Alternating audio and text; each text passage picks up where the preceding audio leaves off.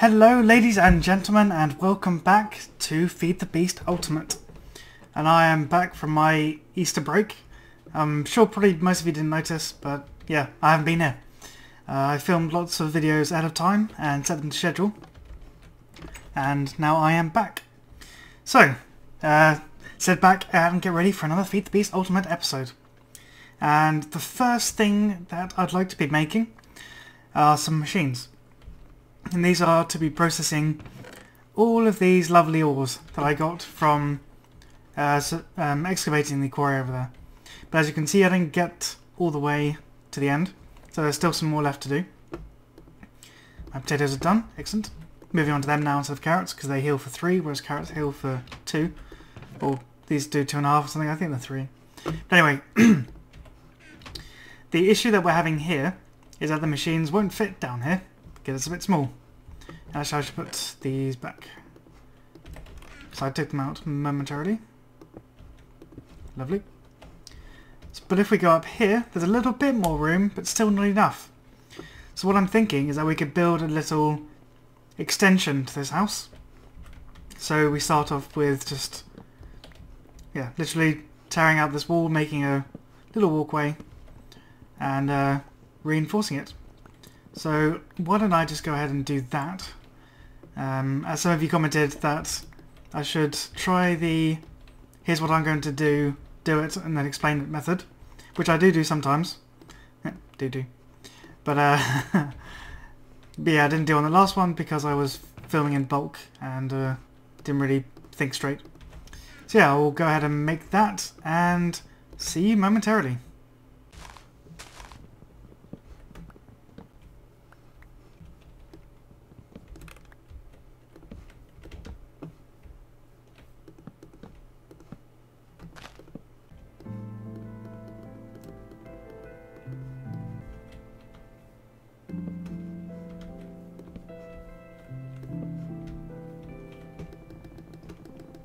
Okay, and it's done. I'm hoping this is going to be big enough. If not, then we can just expand it. It's just simply made out of wood and fences and all that, and with some wooden supports. Looking forward to getting started with microblocks. I think that will help this build quite a lot. But if we come to the front, how does it look? Yeah, it looks alright, I guess. Needed one on the other side now to balance it out. I'll have to do that later. But anyway, the first machine that we need to build, or going to build, is, let's actually have a look at the hobbyist steam engine. For that you need gold nuggets and gold-plated gears. And we do actually have some gold. Where is it? There, 23 gold, which should be more than enough. We also need to make a machine before then called the aqueous accumulator. And this is a machine from thermal expansion. These are all from thermal expansion. And this acts as an infinite water source. It's the same in Feed the Beast and Minecraft Pack. And this is made with bucket, glass, tin, which we have some of, a pneumatic servo, which is glass and iron, I believe. I'll check that in a minute. But the main bit is the machine frame, which is made from iron, gold and glass. And then the pneumatic servo is iron and redstone. So let's go ahead and make that. I will smelt up the gold required for the hobbyist steam engines as well. And I need some for that. Do I have any iron left over? Oh, I must have used them all. Used it all. But yeah, I'll go ahead and get smelting with that. And hopefully I should have all the ingredients needed to get started in making these pretty cool machines. I'll be right back. And we're back. I'm pretty sure I have enough now to do everything. So let's first of all start with the aqueous accumulator. This is with, as I said before, bucket, tin, pneumatic servo and all that. So let's make a pneumatic servo. And for that we need to get some redstone, which we have right here. And the recipe was this, wasn't it? My memory is... There we go. Pneumatic servo.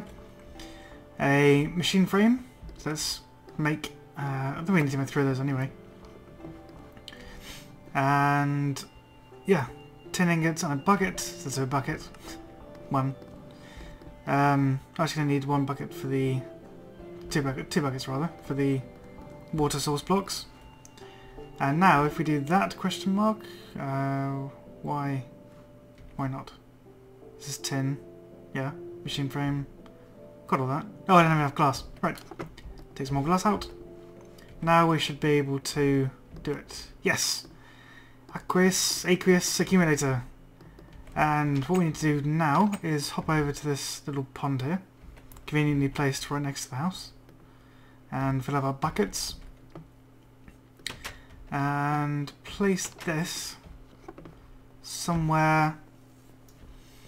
That's just thought we need cactus as well. But I don't see any desert biomes around here, unfortunately. So hopefully we'll be able to just do it with one engine. So if we have the aqueous accumulator somewhere like inconspicuous, like there, and then have the water source blocks there and there, hopefully we'll be able to put something underneath so that it doesn't look too ugly. Again, microblocks will... Oh, don't want to do that one. Microblocks will come in very handy when we get the saw, which we might do this episode. I don't know how well it's going to go.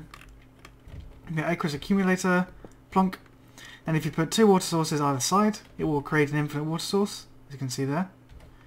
I wonder if I can do... No. Shift right click? No. Can I do that? No. Okay, you can't treat it as a infinite water source per se. So now we go back downstairs. And we should be able to make a hobbyist steam engine. And this is a nice little engine that will use water and coal to make energy. And it's quite good. It's better than a steam engine. It makes a bit more power, I think. Well, I'm hoping. So let's make the piston, which we need some wood and... Oh, we had wood and cobblestone. Piston. Let's make the one for now. Sure, we'll need many more in the future. Glass we should have. Gold plates as gear is just that. So let's make... Okay, we didn't have any of them. I just need 2 gears, wasn't it? Yeah. Surround these... Whoop, surround these with cobblestone. And then surround those with gold nuggets. Yeehaw! Gold! Right, now we have the gold plated, and we need another ingot. Then we place the ingots, the nuggets like so, and the gold gears, the piston and piece of glass, and there we have it. Hobbyist steam engine. And we can go and place this bad boy on top of here. And this should, yep, there we go, automatically filling with water, which is exactly what I wanted it to do. And the way that thing works is that so long as it has a water supply, it cannot explode. But if you fill enough coal in, and the steam rises and the energy gets trapped, the water will start to burn off at a faster rate. So if you're manually bucketing in the water, and you say, I don't know, AFK for half an hour, you'll probably come back to find that your engine and the nearby environment is no longer there. So just a word of warning for those of you using the hobbyist steam engines, be careful and use an aqueous accumulator if you have one. Right, the next thing we need to do is to mind blank, brain fart, collect everything. Oh yeah, there. The hobbyist steam engine will be powering all of our equipment. So we'll need to make some wooden power pipe, and I know this recipe off my heart, I don't need to look at it. Is a piece of glass surrounded by 2 pieces of wood. That gives us 8 wooden transport pipes. And if we put a redstone above that, it gives us a wooden conductive pipe, which will then attach to the engine and allow us to draw power from it. But in order to transport the power, we need to make some gold power pipes. So there we go. We will need 1, 2, oh, actually I made a lot of them. I'm sure we'll need more than I think. So let's go and plonk them on. Like so. Shift click. And then conductive pipes will go over here. And the first machine will be here. Second machine there. Third machine there. Well, that's the rough idea. So let's go down here and make the first one, which will be a pulverizer. Whoops. No, not pulv. There we go. Pulverizer. Another piston, another machine frame, redstone reception coil, which is gold ingot and redstone, and flint, and that's just fine and dandy. So we're making a mother one of those. Yep, we'll make a mother. Everyone heard that? We'll make a mother, definitely. And a reception coil, which is 2 pieces of gold like so, and a nope, other way around. Was it this? No, sweet. Well, it's cheaper on the gold then. Oh, excuse me. So we have the flint like so. The piston. Now what went here? Was it glass? No. Let me try and remember off the top of my head. Tin? No. Copper. Ah, there we go. Copper. Gives us a pulverizer. Next we want to make a powered furnace. This little baby here. Powered furnace. Redstone bricks, which I have made previously. Machine frames and reception coil again. So, bar of gold, redstone, and do we need another piston? No, it was redstone, good. So 2 bricks there, reception coil, cobblestone, machine frame, and copper, yeah, there we go, powered furnace. And last but not least, we want to make a sawmill, because we're going to be needing a lot of wood, because our builds are going to be made out of wood. This requires an iron axe, planks, more copper, reception coil, and a machine frame. But I don't have one yet, so I'll leave that for now and go and place these machines down. So, pulverizer will be there, power furnace will be there, and we actually want a chest here, or do we? Yes we do. We want a chest here, so I'll put the sawmill down in a moment, because I have to make another machine frame. But we need to first make a chest. It's a single chest for now. We can upgrade it to an iron chest or something if we need to. Plonk. And the glorious thing about the thermal expansion machines is that you can edit or configure the output and input. So the input we want to be blue, so that's normal, but we want that probably to be on top.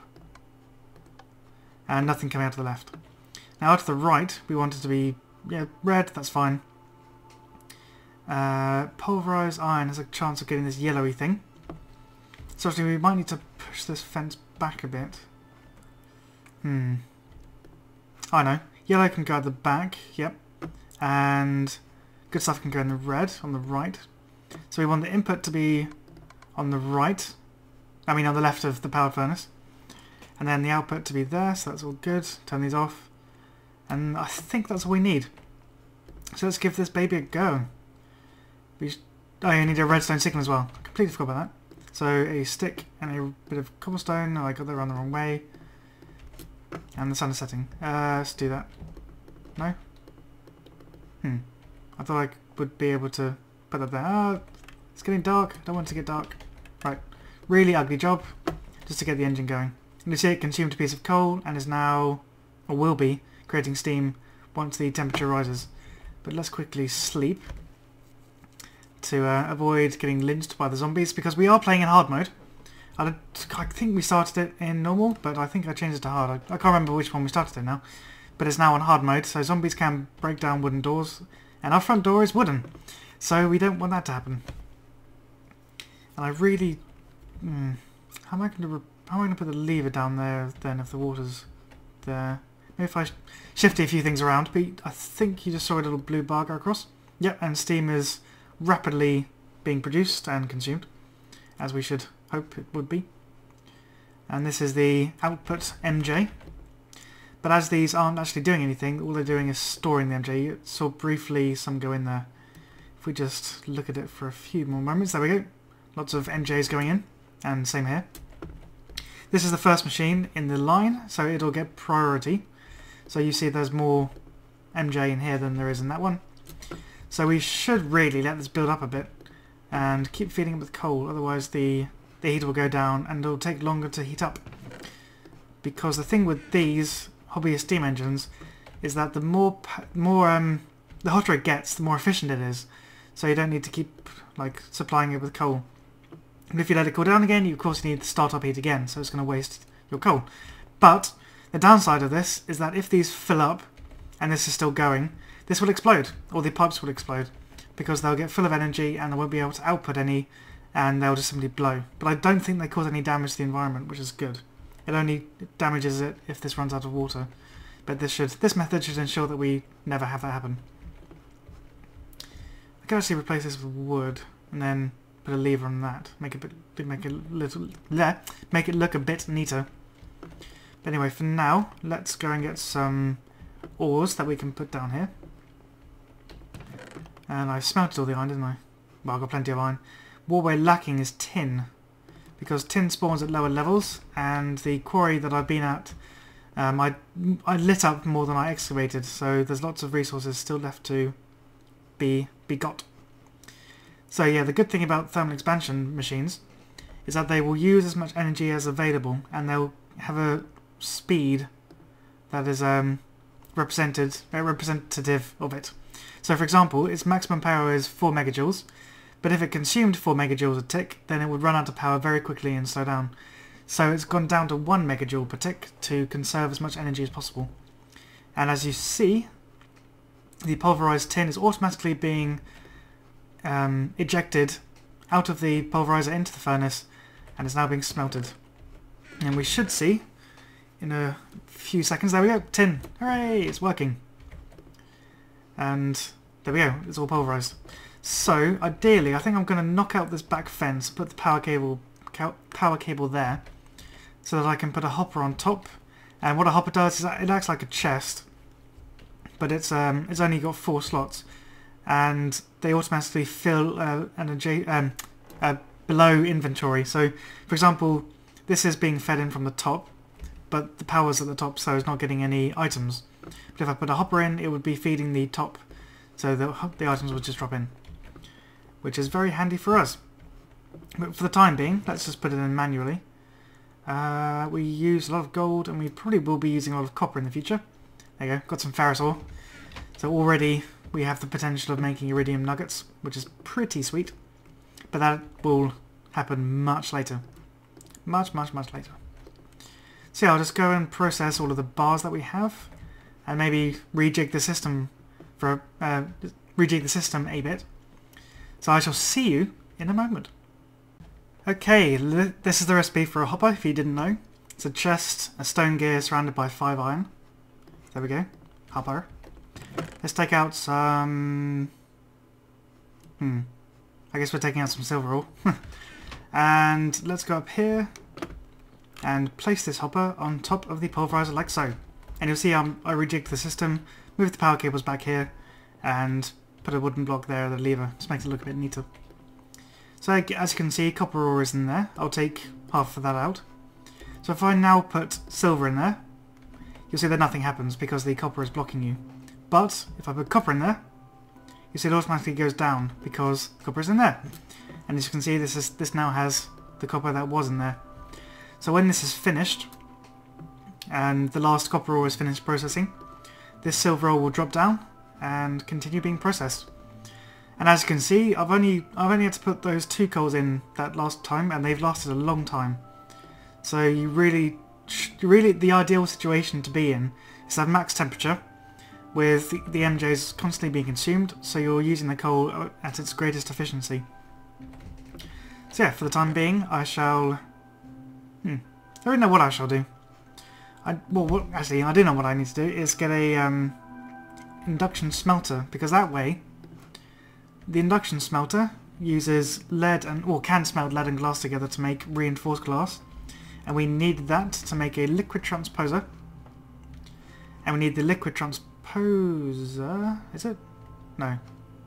Liquid transposer. But anyway, the goal is to make a redstone reception coil, like so, as this stores MJs, they store Minecraft joules, which is what this produces.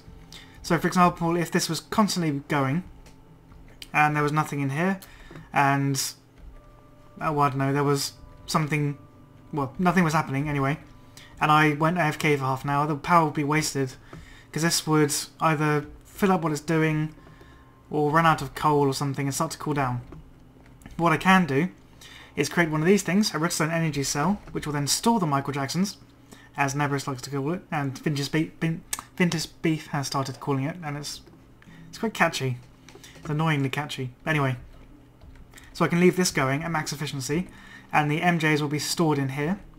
But for this, I need electrum ingots, which is a mix of iron and gold, I believe. Wait, why is it not showing me the proper thing? Electrum blend. Electrum nuggets, no thank you. This is slightly concerning. Electrum ingot is made with electrum blend. Yep, electrum blend. It's made by pulverizing the ingots. You're not being helpful. Damn it, NEI. Oh, no, yeah, NEI. I was thinking TMI then. But anyway, I know it's produced with iron and gold, but I can't seem to find the recipe for some reason. Anyway, I need that.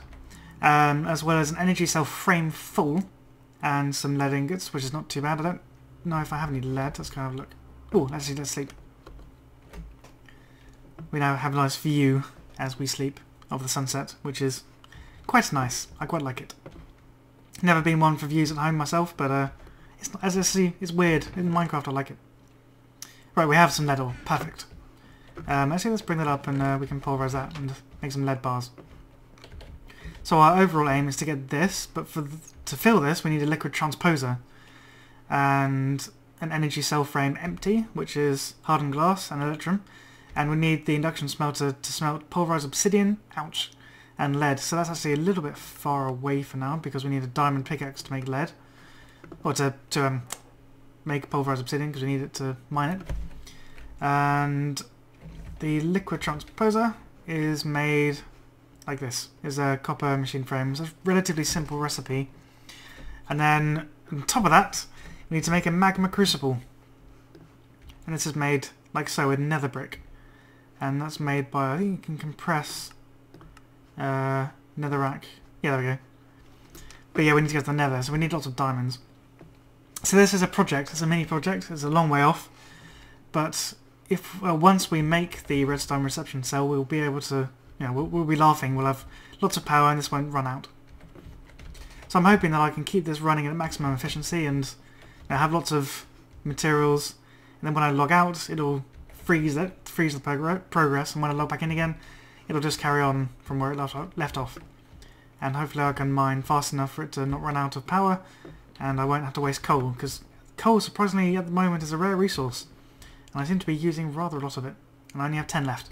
So I'm going to have to go back into the mine shaft and gut it out.